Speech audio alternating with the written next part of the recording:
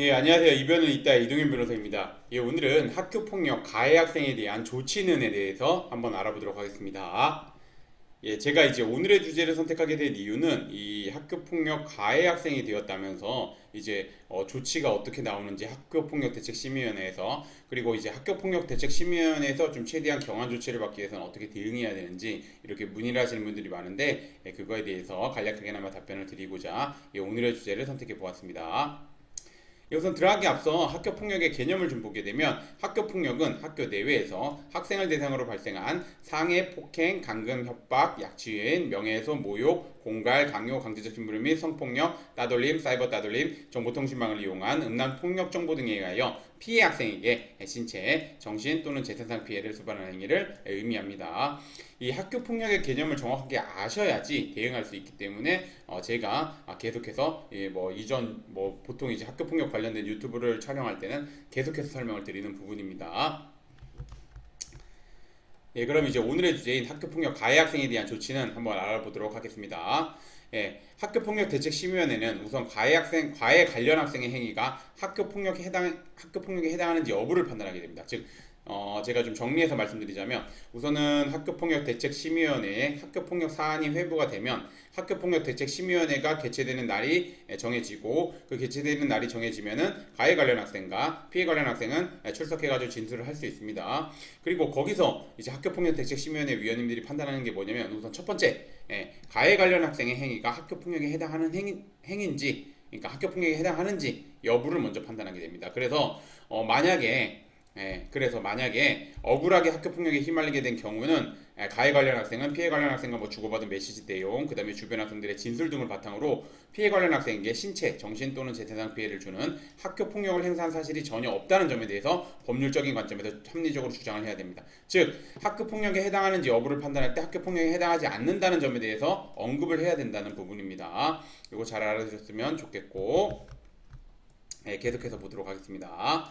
그 다음에 학교폭력대책심의위원회는 두 번째로 하는 게 뭐냐면 사안이 학교폭력에 해당한다고 보면 그러면 이제 그 가해 관련 학생의 행위가 학교폭력에 해당한다고 판단하는 경우 이게 좀 전에 말씀드린 것처럼 가해 학생의 학교폭력의 심각성, 지속성, 고의성, 반성 정도, 화해 정도 이런 거를 고려해 가지고 0점에서 4점 중 어느 하나를 결정한 뒤 이를 합산하여 총점이 1점에서 3점이면 피해 학생에 대한 서면사과, 4점에서 6점이면 학교에서의 봉사, 그 다음에 이제 7점에서 9점이면 사회봉사, 10점에서 12점이면 출석정지, 13점에서 15점이면 합격교체, 16점에서 20점이면 전학 또는 퇴학 처분을 내립니다. 그리고 잘 알아주셔야 되는 부분은 뭐냐면 여기 학교에서 봉사까지는 생기부에 기재가 안 된다는 거, 그 다음에 이 사회봉사부터는 생기부에 기재된다는 거 잘 알아주셨으면 좋겠습니다.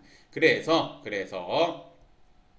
보면은 그럼 피해 관련 학생에게 학교폭력에 행사한 이제 가해 학생은 보겠습니다. 그럼 이제 위에 같은 경우는 우선은 억울하게 된 경우고 이거 같은 경우는 학교폭력에 해당하지만 좀 경하게 받은 경우겠죠. 그래서 이제 보시면 피해 학생에게 보낸 사과 편지, 그 다음에 반성문, 탄원서 등 다양한 자료를 바탕으로 학교폭력의 심각성, 지속성, 고의성은 낮고 반성 정도, 화해 정도는 높다는 점에 대해서 적극적으로 어필하면서 사무 이하 조치, 왜 사무 이하 조치냐면 제가 아까도 말씀드렸듯이 여기 잘라서 딱 말씀드렸습니다.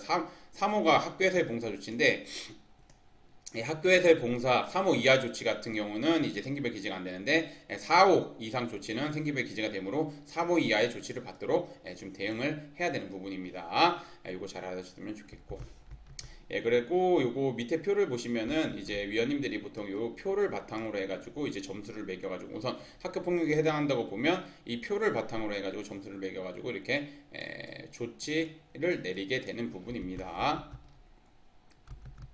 오늘의 주제를 좀 정리를 하자면 학교폭력이 문제된 경우 자칫 잘못 대응하였다가 엄중한 조치를 받게 될 수 있습니다. 특히 4호 이상 아까 제가 계속 말씀드렸습니다. 4호 이상 조치를 받게 되면 생기부 기재됩니다. 그래서 상가학교 진학 시에 큰 불이익을 입을 수 있고 특히나 이제 최근 같은 사회적 분위기에서는 매우 큰 불이익을 입을 수 있습니다. 그래서 주의하셔야 됩니다. 그래서 학교 폭력이 발생한 경우에는 초기부터 좀 적극적으로 대응할 필요가 있고 그 이유는 뭐냐면은 이제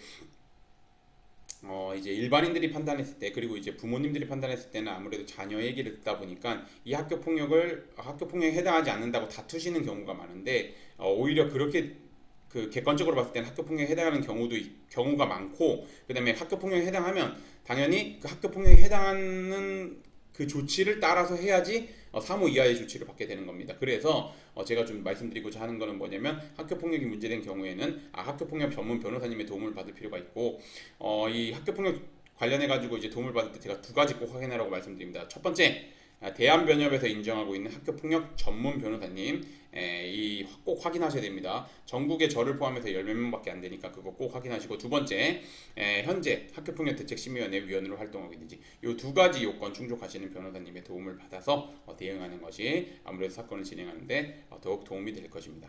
예, 오늘의 주제는 여기까지 마치겠고 저는 이변은 이따의 이동현 변호사였습니다. 예, 감사합니다.